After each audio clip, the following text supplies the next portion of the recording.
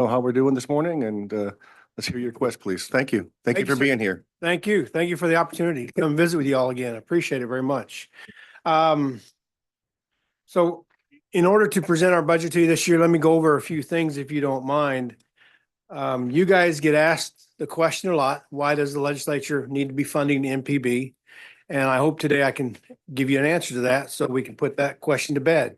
But the other day I was going through some of our old files and I found this document, which is the actual ledger that created ETV back in 1966, which is pretty cool because when you look at all the filings they did with the FCC to put the first license up in Jackson in 1966, it's pretty amazing to see the story and the history behind all of this. And there were two reasons why we were created. The first reason was emergency alerts and information to get out after a devastation like a hurricane, and education. So it was pretty remarkable to read all of this. And that's why I want to make sure we can let you guys know what we're doing to help meet those two missions. Anna is handing out a little booklet that we'll follow along in this booklet as we go over everything, if you don't mind. And once she gets that passed out, then we can get started. If you'll turn to page 4 of the booklet, you'll see that there is a map of Mississippi. And back in '66, when they mapped out where all the towers would be, whoever created that map was spot on with the placement of all of our tower sites. And you can see where you're from, which tower covers your area. So we cover every bit of Mississippi. Every county is covered somehow, some way with our TV and radio broadcasts. So that in itself is remarkable because Alabama can't do that, Tennessee doesn't do that, and Louisiana doesn't do that. They have holes in their coverage. We do not. On page 3, let's talk about the alert system. Number one reason why we were created. We're here to help let the people know of Mississippi when thunderstorms, tornadoes, hurricane alerts are put out. That goes through our backbone. Last year, we put out over 2,000 alerts. And on the bottom of page 5, where you're from, you can see what tower covers your area, how many alerts went out in your area. This is remarkable because we are the primary partner with MEMA. We're the primary partner with FEMA and the governor's office. So when disasters occur like a hurricane, they need to be able to reach out to the people, particularly in the aftermath, of where to go to get food, water, and shelter. So our goal is to make sure that we are up and running and broadcasting particularly in the southern part along the coast, to those folks who need that information. And that's why it's imperative that we continue to improve our infrastructure at our tower sites.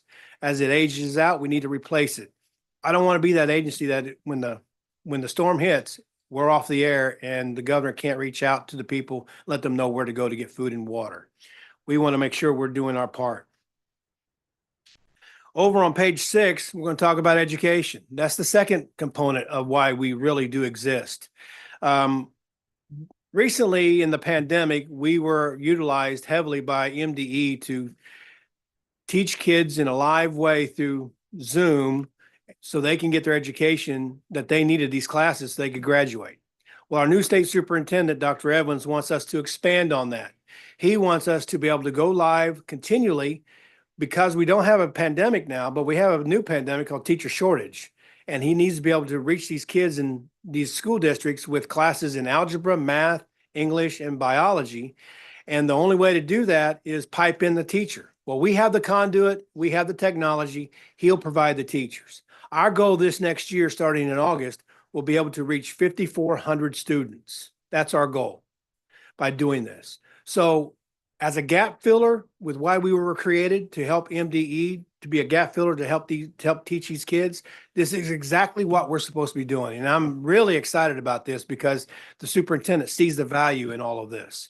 So I really think it's going to be tremendous on how we can help fulfill the need in these school districts across the state who don't have the teachers that they need. Now, this will be live, so they'll be in the classroom, but they'll be here probably in Jackson or someplace else in the state being pumped into that classroom, answering those questions that the kids have about their algebra questions, and they'll be able to get it in real time. But we also have a secondary way of helping those kids. If the bell schedule doesn't line up, we're providing the same classes video on demand. The school can download it off our website, bring it into the classroom, and teach the kids. So we're really working hard to help MDE get to these kids with this instruction that they need. And the technology that we're using is pretty remarkable. Now the teacher will stand in front of a glass, looks like a window pane, and be able to write on it with a marker, but the camera flips around so the kid sees it in real time from left to right. And while he's instructing the kids on the algebra classes, the teacher will see the kids on another monitor and answer their questions. So all the kid has to do is raise his hand, ask a question, the teacher in real time will answer it. It's pretty remarkable in the technology that we're going to be using. But as we leave the classroom, lifelong learning doesn't stop. As adults, who doesn't like watching Ken Burns and learn something about something that we didn't know before from his documentaries? So documentaries are always a lifelong learning tool. And we're continuing that with the documentaries that we're producing and working with our independent producers across the state that they do in their communities. That we want to be a platform for them to distribute their documentaries. We have 2 documentaries that are coming out this year. The first one is going to be, the title is Everlasting. It is the definitive story of the life and legacy of Medgar Evers. That will come out this year. We will also distribute that on PBS nationwide. The second one, because we're so culturally rich in this state, the music, the blues is our music. We're doing a story on Bobby Rush, the king of the Chitlin circuit. That will also be distributed across the country through PBS. But what's really cool is that because we're so diverse in this state culturally, we are the king of food. The 2 pillars I always talk about is butter and sugar. We live on it, we love it, we eat it, and we consume it. And we have so many restaurants in this state that have been around for 30 or 40 years. We've now created a new show called Southern Dish, where we are going to talk to those families who have started that restaurant, created those recipes, and we want to tell the story behind the family and that recipe and talk about why they're doing it. So our goal here is to talk about the down-home cuisine and the culinary traditions of our food. We have our own host, your own Senator Lydia Chastinall is the host of that program. So we're going to get it all completed over the next year, and then we will be airing it this time next year and distributing it nationwide through the Create channel. That also encompasses in-state tourism.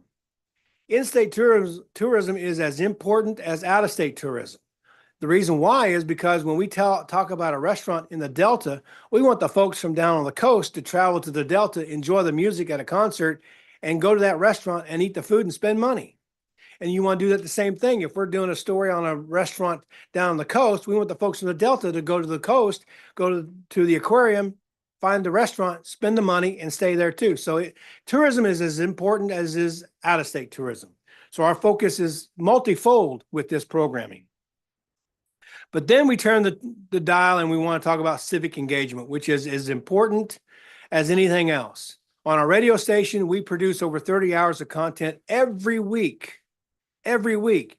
That's more content produced locally than what Alabama Public Radio does, Tennessee Radio, or Louisiana Public Radio does. We produce a lot of content. Our goal is to be talking to everyone in the state. It doesn't matter what religious affiliation you are or political affiliation you are or culturally. We want to be talking to everybody. And we've set the standard on that. We just recently started a new show with the Sit Down with Russ Latino. We're bringing back At Issue to talk to you men and women in the legislature about the legislative issues and the agendas going forth during the session. So we're really picking up the pace and trying to engage civilly with the people of Mississippi. But the other item on this is that on page 12, you'll see that when I first came to MPB, the Lieutenant Governor asked me to be more entrepreneurial. And I told him I would. And one of the ways we're doing that is we're working with our sister agencies. The goal here is to promote that agency and let the people know what services they provide so they can give them a call and get the help that they might need. When I got here, we weren't doing that. A lot of them go to outside firms, spend a lot of money for that marketing. Now they realize they can come to us and we can help them spread their message. We're working with several agencies right now, the Department of Health, the Department of Education, Child Protective Services, Visit Mississippi, Wildlife and Fisheries, and a whole lot more. So we're trying to be entrepreneurial while we're also working with them to get their messaging out, because we are a multi-platform distribution center now. We're not just broadcasting over TV and radio. We have the digital platforms that everybody wants, and we have access to it, and we're helping them do that. That's a big key for us because they now know that and they want our services. So we're working in that space as well. So it all comes down to the fact that we are of, I think, a big value back to the people of Mississippi. If you look at page 3 in this book, last year I commissioned a study to find out what kind of value do we offer back to Mississippi. Can we offer a value back to Mississippi? And we really do. Basically a 3-to-1 ratio of the dollars you guys give us, we give back to the people of Mississippi. Let me explain how this works. So it's a calculation that's very involved, very in depth. And if you want to know what that calculation looks like, I'll be happy to one-on-one with you, walk you through it. But it's a very, very complicated calculation. But what we determined is that there are 2 factors we looked at: public service value and a public relations value. The public service value basically is made up of the weather alerts, our news that we provide to the folks, keeping people safe and informed. All that comes together to create a value back to Mississippi of $21 million. There's also a public relations value, and that value is the exposure. When we're talking about Mississippi to the state, we're branding Mississippi. We're talking about our programming. We're talking about the people and their stories. We're basically advertising Mississippi to Mississippians. And there's a value tied to all of that of $12 million. Combined, it's a $34 million value back to the people of Mississippi. It's a 3-to-1 ratio compared to our budget last year. So I think we're doing fantastic in giving back to the people of this state. So to me, that has high value. If you'll go back to the page 14, last year, Chairman, you asked me, Royal, did you spend all your money that we've been giving you? And we have been doing that. So let me show you what we've done with the 3.1 funding that you've given us with our infrastructure needs since 2022. We've installed a new master control system at our hub there at our offices. We've completed fiber installations at all of our tower sites. We've re-roofed several of our buildings. We've replaced 4 15-ton HVAC units, and we've replaced several TV and radio transmitters.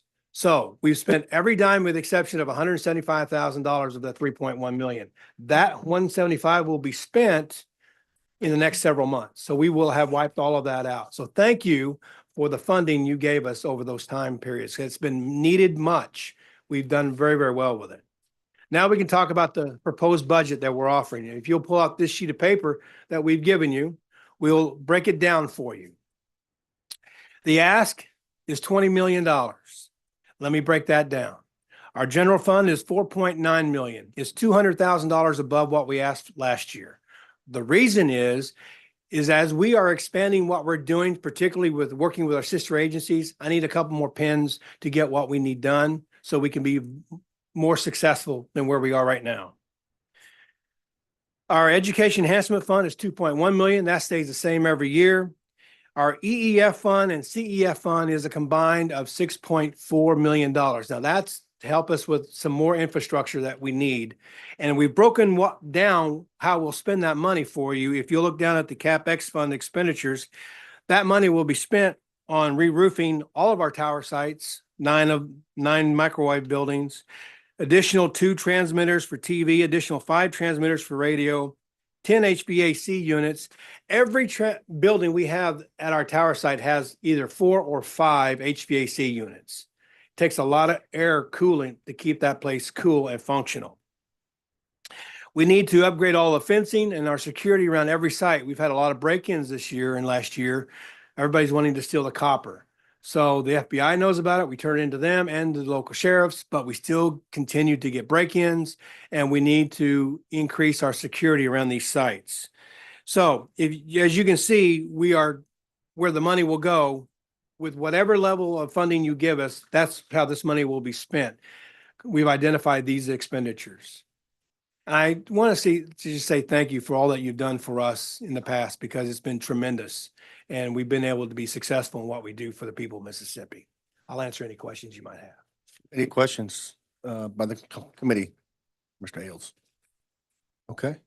Well, thank you for what you're doing. Let me ask you about you're asking for 2 more pins, but you want funding to fill 13 vacant pins. So Well, how does that work? the 13 vacant pins are not accurate on that report. When we made it, we had 13. We're now down to, I think, 9. Six. We're down to 6 vacant pins now. My goal is by the time we get to the end of this fiscal year, we'll have 0 vacant pins, and I'll need the 2 additional pins to continue on what we're doing. We're working hard to fill every pin we have. And as all agencies will tell you, it's a constant churn. Okay. And you're not asking for any money for tower maintenance, or is that maintenance? No, all complete? that was the 6.4 million Okay. for the infrastructure. Yes, sir. How many towers do you have left before that's completed? Oh, we have a laundry list. It's going to take a while. We have a laundry list of more expenditures that need to be updated, and I can share that with you if you want offline Okay. and let you know exactly where we are. All right. Okay. Thank you. Any further questions? Okay. Thank you. I appreciate it. And I'll be in. All right.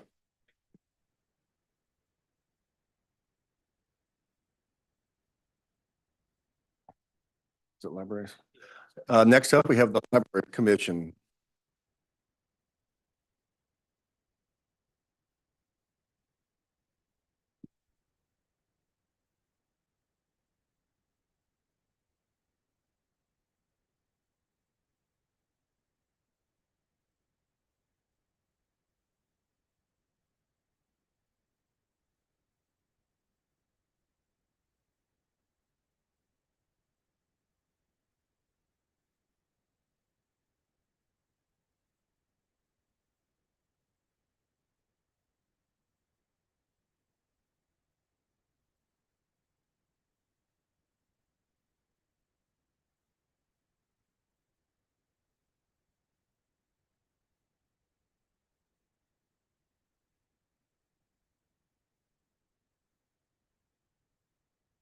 Okay. Everybody have a handout? Okay.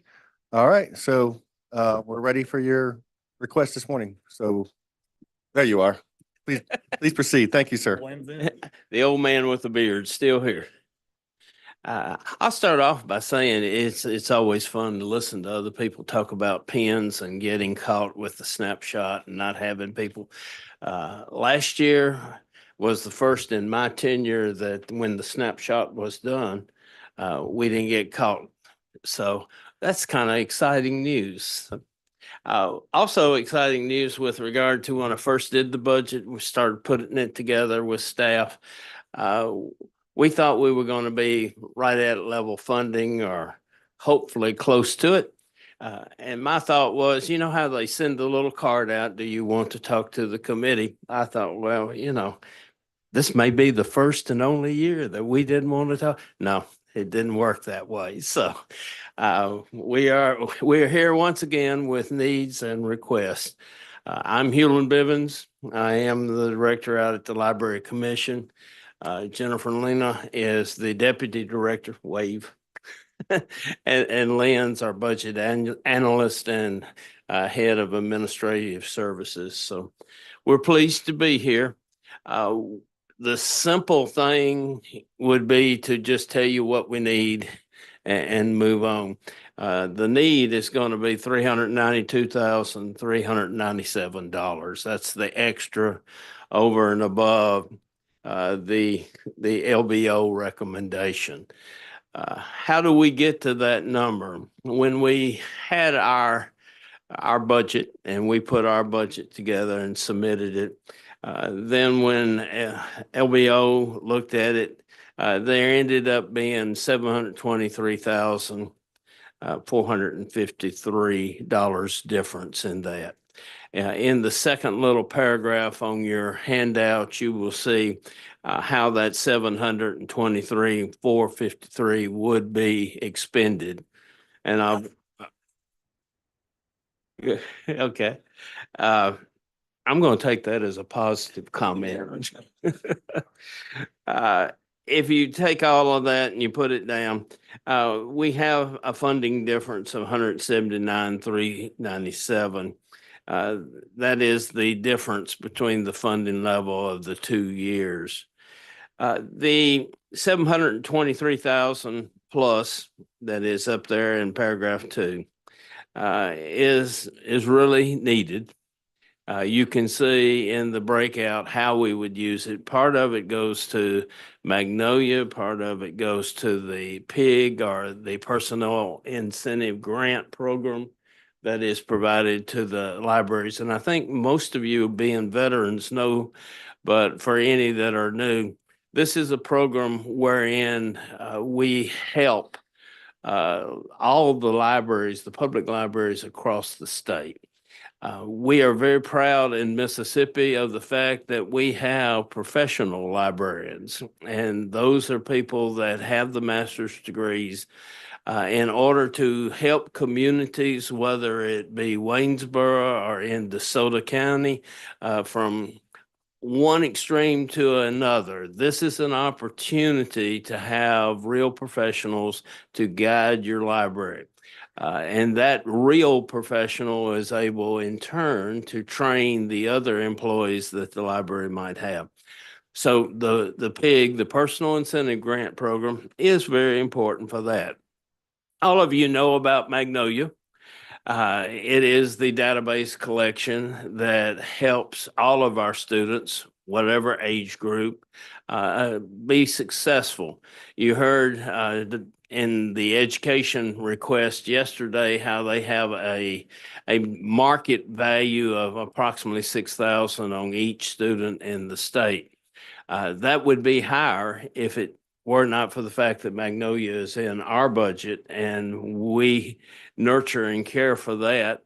It is made available for all age groups, whether it be the college student, whether it be the small business owner. It could also be the K through 12 group. It can be any number of, and an example would be we have Britannica included in that. That helps so much with the high schoolers. We have Learning Express. A lot of you may not know this. The military requires testing to help you decide which branch of service that you might be best qualified for. Those tests that the government gives are included in this database Learning Express. So if you have a strong desire to qualify for the Air Force as opposed to one of the other services, you have the tests that you can practice on. For example, some of them ask algebra and some of them don't. And if you are not good at algebra, you obviously won't get that. So it's a database member, and it really shows the point. We, in our entirety of budget, anytime our budget change is severe, it makes a difference with our federal match. And it's a 1-for-1 with the Institute of Museum and Library Services. So you will see that it is all so very important. The last part that I really want to emphasize is the insurance program. It is noted in your handout. This program is so very important to take care of the librarians out across the state. So we have all of that wrapped together. At the very bottom, you'll see what the general fund request was, the state support funds. The special funds that you see listed there are the federal funds that we would be eligible for under the match program. So obviously we need to hold on to our budget. It's always interesting. Been doing this a little while, as many of you have been doing what you do for a little while. It's always interesting when you have an opportunity to talk about your services and you don't know which one to emphasize. because you're proud of them. You've put effort. Uh, my staff is a tremendous staff, and we work very hard to handle the needs, not only educational, but also recreational. Some of you may be aware that we have a large statewide ebook collection, and that you as an individual with your library card can go. DeSoto being part of First Regional. First Regional is one of our library systems, and it is the one that most heavily uses the ebook program that we offer throughout the state. So that's just another example of the type of things we do. Jennifer works with the Beam Committee and is one of the keynote people working with that. We're very proud of that. So it's a lot of things that we do. That we hope you see value in, that you see value in us as individuals as we try to do this. I've been doing this for a while. I have, as Max knows, I have been in 5 different states. I am proud to be the director of the Mississippi Library Commission. We do a lot of good, a lot of good. I can tell you in some of my other states, we weren't as successful. So I appreciate that.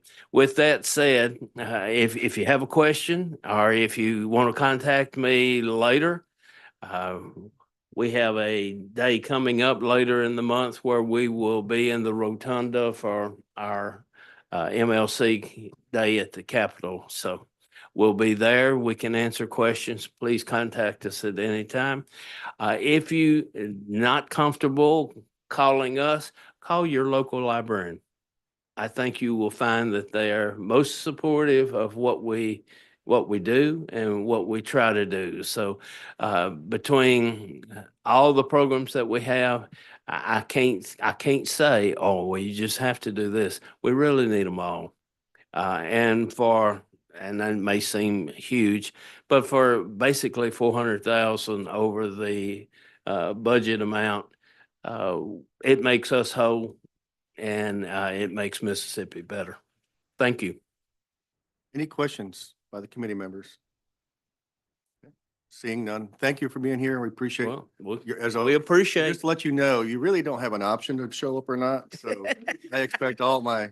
Well, But thank you. Thank you it very much. sounded good, didn't it? I understand. Next up, we have the Charter School Authorizer Board.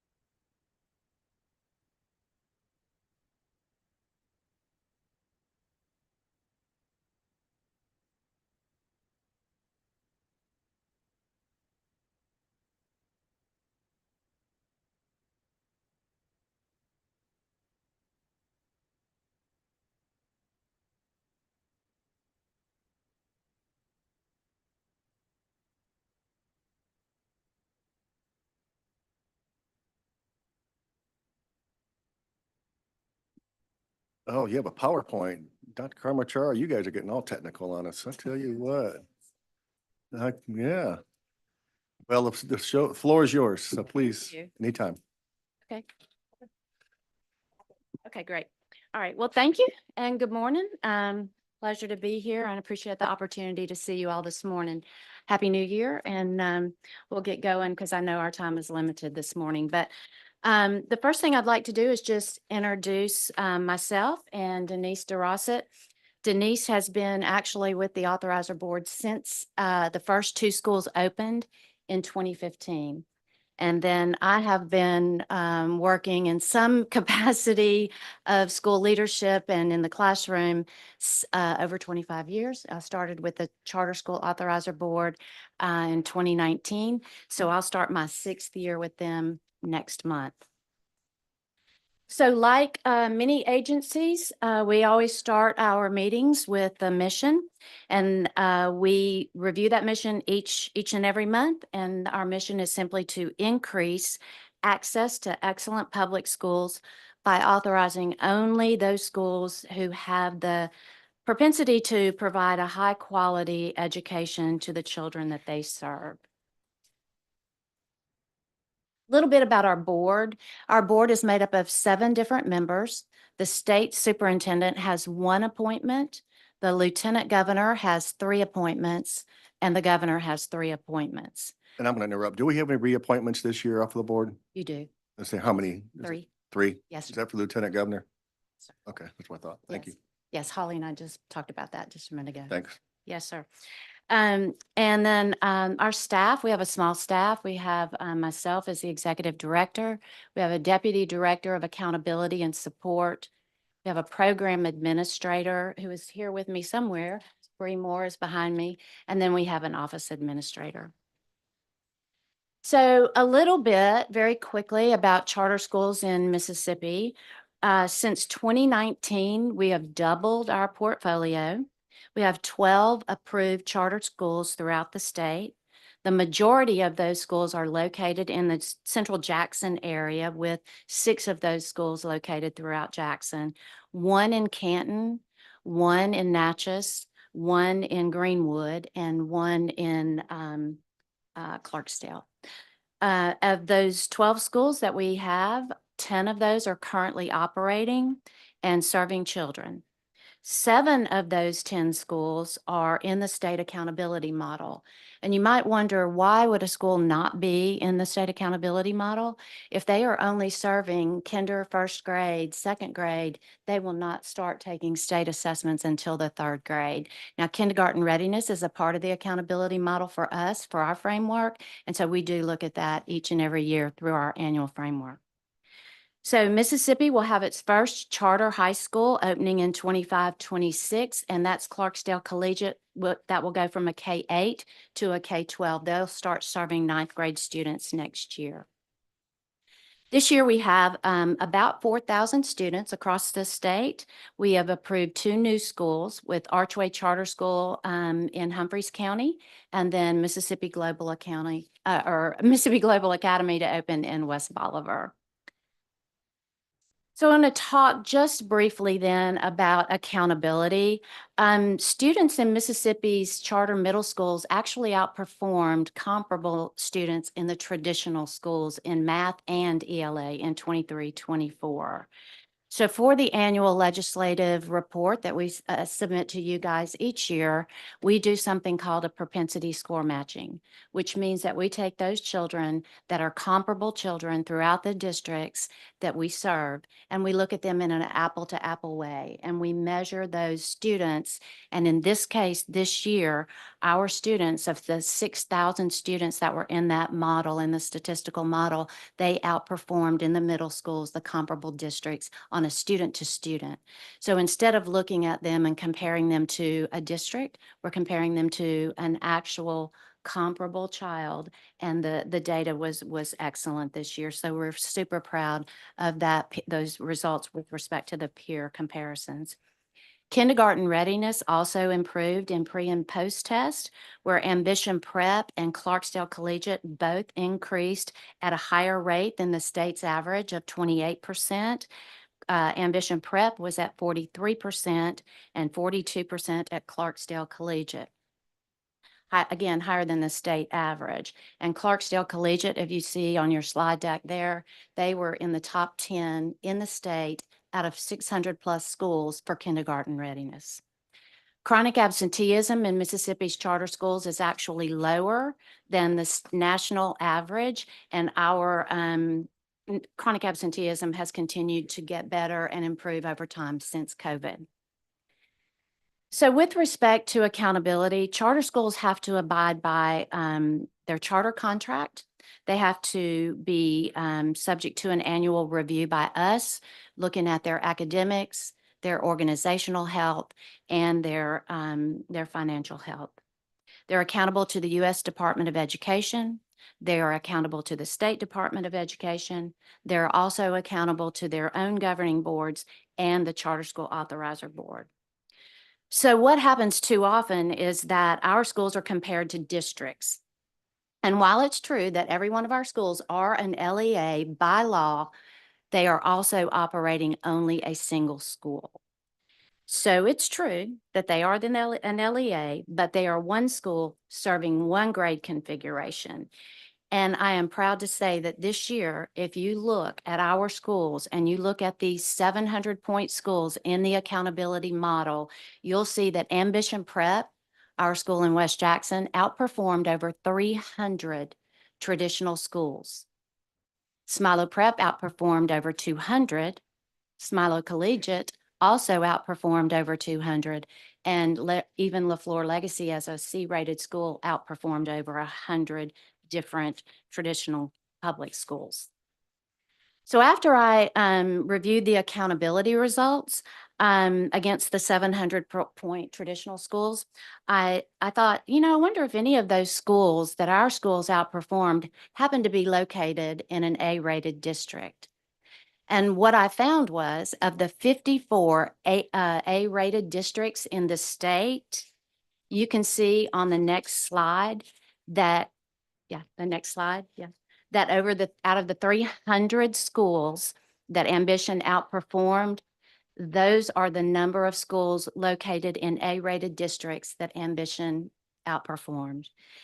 On the far right, you'll see Oxford Middle School was a 411, Ambition Prep was a 412. You'll see districts that you're familiar with that are typically A-rated: Pascagoula, Harrison County, Gulfport, DeSoto County, Starkville, Columbus, Gulfport, Starkville, DeSoto County, Tupelo, Lamar County. Those are districts that you typically see in the top A-rated districts throughout the state every year on those accountability results. So I'm super proud to say that not only did Ambition Prep outperform schools that were located in A-rated districts, we had other schools that did so as well. The next slide shows you that Smilo Prep and Smilo Collegiate, they too also outperformed schools in those A-rated districts. So I say all that to say it's really super important when we are talking about the performance of public charter schools in Mississippi to recognize the fact that we are not a district. And when you compare us to a district, yes, they are an LEA, and yes, they get their money funded that way, but they are not a district in the typical sense of a district where they have multiple schools underneath them. So we are looking at if we're looking at it fairly and we're looking at them operationally as a school, then we should compare them to a school. And in this case, you will see that they are doing extremely well. Okay, next slide. All right. So also really important to us is the demand for charter schools. And our annual legislative report that will be released to you all in the next few weeks will demonstrate that there is a significant demand for public charter schools, not only through public perception, but with the actual ratios. And the statistical analysis indicates that there were nearly 3/4 as many students who would have liked to attend a charter school as those who were actually offered an admission. What happens? Our schools have to operate on a lottery system, and there were actually 1,400 children who could not get into a school that they wanted to simply because of the capacity. And that goes back to their contractual obligations where they project out the number of students that they're able to serve. So I'll pause there real quickly and see if you have any questions, and then I'll turn it over to Denise for the budget portion.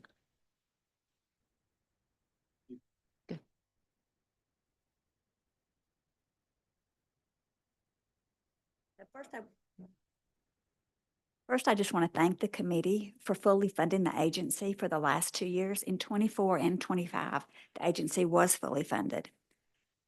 From this chart, you can see that in the last 6 years, the authorizer spends in excess of $1 million annually. In the past, the majority of this funding came from a federal grant. In those 6 years, 67% of the funding did come from federal funding. The Appropriation Committee recognized that that source of federal grants, which came from the Department of Education with a charter school program grant, a CSP grant, was going to the end of its life. There was only a slight little bit left to go into 24, and that was for obligations that had already been incurred in 23. And so that the legislature decided in FY 24's budget that they would increase the general fund appropriation for the agency for the very reason that they were losing their federal funding. The other reason that that was general fund was increased has to do with what Dr. Commentary just shared with you, that much had been accomplished by the agency. And the final reason the general fund was increased had to do with the fact that the agency was now recognized as its own appropriation unit and not as a subunit under another appropriation entity. So those were the reasons that the general fund was increased in FY 24. I also want to point out that the agency does receive special funds, and we'll go to the second slide for that. So in 2019, the agency received special funds of $162,000. Those special funds actually come from the schools at a 3% funding formula that they have to pay based on their Mississippi State funding formula. And so they give 3% of what they receive in those funds to the authorizer board for its operating expenses. As I pointed out, the revenue from the special funds was very low on the slide. And of that 162, we spent 102,000 of that was received. Now, over time, the special funds have increased. And last year, the special funds increased to $186,000. But in no year was there enough special funds in a given year that met the operating expenses. There was also never a time when the general fund and special fund combined would have met all of the operating expenses had we not had the federal grant. Would it be better to eliminate the 3% then, just have a direct line item appropriation? That way because you're asking for the 3% plus a general fund. So why don't you we do away with the 3% and Well, that would be up to the legislation because Yes. that is set in it our wouldn't statute. have any impact as long as you got your money. That's all that matters to operate. And actually, it would be nicer probably for the schools not to have to give that money because it puts them at a disadvantage. Because the 3% is based on enrollment, Yeah. and therefore, if you have, And I'm not being a budget person, I'll look at Max when I say that, but it feels like if we are taking the monies from the school, they are at a disadvantage. Now, most states authorizers do fund through an appropriation, but they also will appropriate from the general fund and then do a sliding scale of some sort on the 3%. So say your new schools, which are typically less financially healthy, would only maybe give 1% and then build up. And then as you get to, as your portfolio grows, you can adjust that. So doing away with it, maybe not. going to help the charter school, but it's also going to help the board because the charter school keeps the money, but you also have a better sense of what your appropriation is Right, going to be. that's true. Absolutely. And so I do appreciate the fact that you're talking about that because last year, in the current year, in FY 25, you took away our general fund. And we have absolutely no general fund appropriation in the current year. Do you want to talk? The only other thing I might say about the 3% is kind of going back to that new year, new operational. The schools don't get their local ad valorem monies until January, and I think it's January 16th, that those are actually by law due to the schools. And some of our schools are unable their first year to actually meet that obligation. So we invoice in the summer on against that 3% in their enrollment. And then we've had schools to ask for a delay in that simply because their cash flows struggle throughout the year, being new schools and not new operational. So if you just had straight up general funds,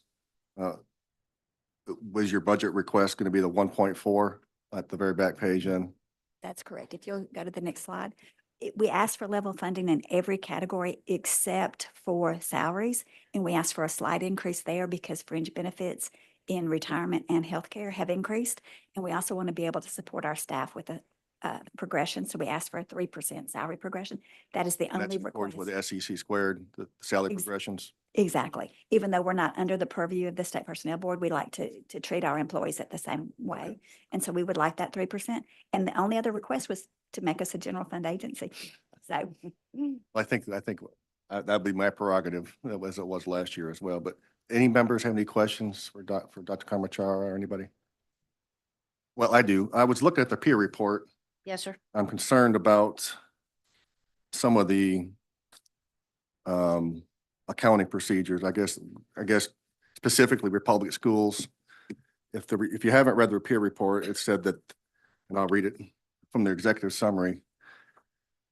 RSI, Republic Schools, the Charter Management Organization maintains 4 charter schools that maintain financial records that lack transparency. An independent accounting firm could not verify all MDE funding received by RSI was spent on Mississippi students in schools. It's my understanding that this group owns schools up in Tennessee, and all the Mississippi money was sent to Tennessee, or most of it. Is that correct? That's not correct, that all or most. Where did the of money go monies- then? I think, I think we have some sense of how the monies were allocated, but not a total sense of where they all went, because the schools were being, in essence, run like a traditional district. And so some monies went from one charter school to another school, and there were some commingling of funds there. And then one school would end up with a significant decrease in their funding, and they were making interagency transfers to where we really couldn't track down where those monies went. So we had some questions about the organizational and how that relationship should work, how the structure should work of a charter management organization. It's the first one in the state. And so back in 2015, when their first schools opened, I think there were just questions that we just didn't know. And as we revised our framework, we were able to determine the actual health of each individual school financially, as we should. And we noted that there was 9 days cash on hand, which was a red flag for me. 9 days? 9 days cash on hand. And so I began to ask a lot of questions. How long has this been going on? Several years, Has where the state auditor been involved to look at not, any of this? not until now. So I asked my board. Has to he been consi- requested to look into it previously Yes, sir. and not until now? He's looking into it? Okay. So what's the corrective action going forward? So 'Cause I know you were concerned about this. I've been concerned about this for several years, and in fact, had external experts in the CPA field to come and work with me and work with my staff and try to figure out how we could make this right and ensure that the schools were not commingling funds here or across state lines. And so we hired an independent auditor from Matthews, Katera, and Lindsay, a local auditor, and they came in and provided a deep dive and an analysis of their financial practices from Republic Schools. And there were a lot of questions, and I think there are still some questions outstanding about how the charter management organization actually runs. And so throughout the work with between attorneys and between us and having conversations, they developed an MOU and they developed a proposal on how they would restructure, or we developed an MOU to work with them in good faith to try and get things corrected. And I think what Peer found in their analysis that some of what they proposed in their corrective action plan was not in their mind sufficient to take care of some of the concerns that they had. So to ensure that all money stay in Mississippi to support Mississippi schools. For those of you that don't know, a charter management organization is like a vendor, and it should be treated as such. The authorizer should not contract with the charter management organization. A school board that operates a school, a charter school, should be the one to contract with them. They should pay them a fee, just like they would pay a fee to any other vendor. And then those monies belong to that vendor. And then however they choose to use them to support the schools, that's through their contractual obligation. But there was RSI, Republic Schools, Inc., and Republic Schools Nashville. And there were just a lot of questions that we had concerns about. So will we ever determine if there's money that's left the state or spent not as it should have been potentially? I don't know that we'll ever know get to all of the answers to those questions. I would hope that we would. We have some indication that there were maybe some health insurance that was paid by Republic Schools. There was kind of a swap of funding between to offset one cost or another. And I don't have all that data right in front of me, but yes, it was a significant issue. It's been an ongoing issue. It's been one that certainly is sensitive. They have a large share of our children and their schools are doing really well. And we want to just make sure that they're operating in a way that's legal, decent, and in order. And I want to ensure that all of the money that is meant for Mississippi and Mississippi's children stays in Mississippi to support Mississippi. So that's been my goal, and I've been spending hours and hours and hours on this, trying to get us to a place where we're again operating in a way that's legal, decent, and in order. Based on where we're at now, do you feel comfortable in the way things are moving forward, or is there legislation that we need to look at modifying to There is assist you in potential. making sure this is? Yes, sir. Thank you for that question. And yes, sir, I think there's probably some legislation that could help with that going forward to ensure that we're not in a position like this at some point down the road. Okay. That especially when you have CMOs that come in, again, this was the first CMO to come into the state, and you learn lessons when you have new things like that happen. If we hadn't had a new framework, we would never have known this. And as soon as I got there, we started work on a new framework. And that financial framework allowed us to get into the audits themselves and be able to identify there. We have a final report. But our board hasn't seen. I received it yesterday from Matthews, Katir, and Lindsay. And there's still some outstanding questions, I think, that we'll want to address through their proposed restructuring. And they've made steps toward that. We're not where we need to be yet. Well, I definitely want to talk to you more, Thank you. especially before the deadline, to see Thank you. we can address this as well. That'd be very helpful. The other question I saw was it SR1. Peer Yes, sir. report said there's 12 students. So There were, You had 84. So 84 where's the now. That discrepancy it at? was 12 the previous year. Okay, They have 84 or 88 now, so that number fluctuates a little bit. We have been to visit them several different times, and they're in a good place now, in a solid campus where they have classrooms, and things are going well, I think, for them right now. Okay. So okay. Sorry to monopolize the question. No. Any questions by other members of the committee? Max, we're good? Okay. Anything further, Lisa? no, sir. Thank you I very much. appreciate it. Thank you very much for being here and all the work you're doing. Yes, thank you. The IT guy. Thank you. Thank y'all.